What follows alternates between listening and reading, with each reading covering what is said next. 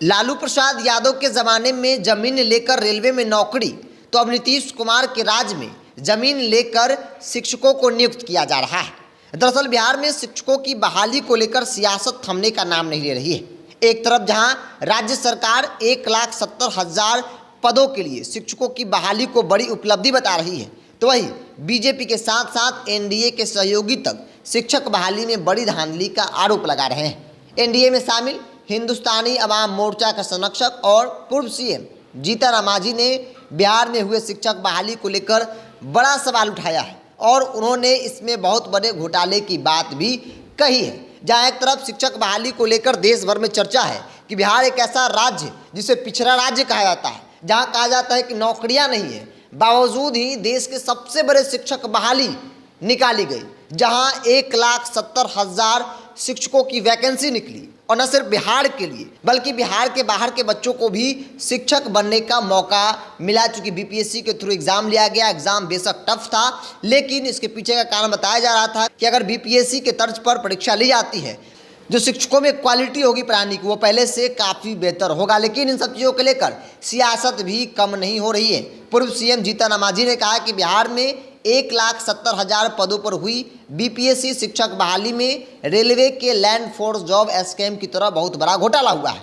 उन्होंने आरोप लगाया कि शिक्षक बहाली में पैसे लेकर लोगों को नौकरियां दी गई है।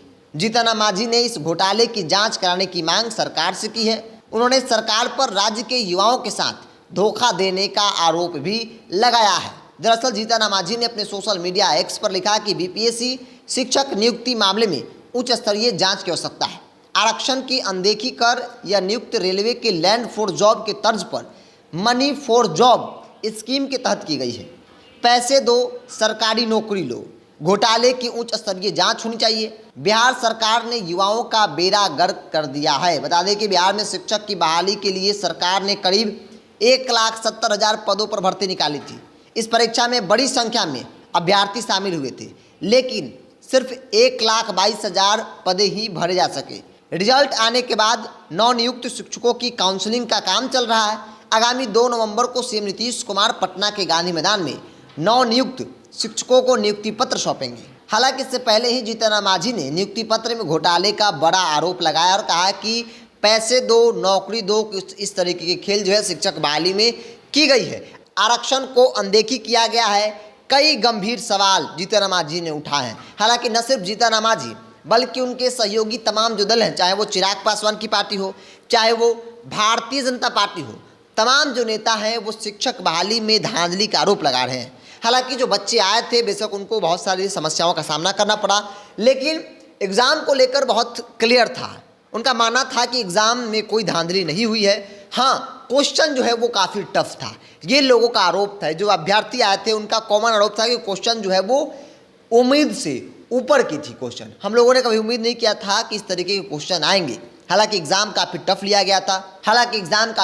गया था और बिहार सरकार के लिए इज्जत का सवाल था, क्योंकि आमतौर पे जब भी कोई परीक्षाएं हो रही थी तो उसका क्वेश्चन जो है वो लीक हो जाता था। लेकिन इस बार कड़ी सुरक्षा के बीच कई चुनौतियों का सामना करते हुए बिहार सरकार ने सफलतापूर्वक परीक्षाएं ली। चूँकि सरकार का मानना था कि अगर इसमें गड़बड़ी हुई तो फिर हर तरह से नुकसान जो है वो बिहार सरकार को, अलग अलग पार्टियों को झेलना पड़ सकता है। और इसीलिए नीतीश कुमार का फरमान था कि किसी भी हाल में थोड़ा सा भी इधर उधर कुछ नहीं होना चाहिए। कड़ी सुरक्षा के बीच, सीसीटीवी कैमरे की निगरानी के बीच परीक्षाएं ली गई और सफलतापूर्वक परीक्षाएं जो है वो ली गई। काफ़ी बड़ी उपलब्धि बिहार सरकार के लिए रही। और जब परिणाम आया परीक्षा के तो उसमें से मात्र 1,22,000 अभ्यर्थी ही सफल हो पाया, यानी कि 1,70,000 वैकेंसी में 1,22,000 अभ्यर्थी ही उस योग्य थे जिस योग्य सरकार चाह रही थी। क्योंकि सरकार का मानना था कि अगर बीपीएससी के थ्रू एग्जाम लिया जाता है, जैसा कि पहली बार लिया गया, तो जो टीचर में योग्यता होंगी वो पहले से काफ़ी बेटर होगा। तो ऐसे में शिक्षा में जो सुधार की बात कही जा रही है, क्रांतिकारी एक क्रांति लाने की जो बात कही जा रही है, वो यहीं से शुरू होता है। लेकिन इन सब चीज़ों के बीच आरोप प्रत्यारोप भी शुरू हो चुका है। तमाम जो विपक्ष के दल हैं वो सवाल उठा रहे हैं और मांग कर रहे हैं कि इसकी उच्च स्तरीय जांच होनी चाहिए। क्योंकि एक ज़माने में लैंड फॉर जॉब हुआ था, नौकरी के बदले ज़मीन ली गई, लालू प्रसाद यादव को निशाना बनाया गया। वही आज की तारीख में पैसे लेकर बिहार सरकार शिक्षक बना रही है, जहां आरक्षण को भी अनदेखी किया जा रहा है। बहरहाल आपकी क्या राय है, आप अपनी राय को कमेंट्स बॉक्स में रखिए। अगर आप मेरे चैनल को यूट्यूब पर देख रहे हैं तो सब्सक्राइब कर लीजिए, फेसबुक पर देख रहे हैं तो पेज को लाइक और फॉलो कर लीजिए।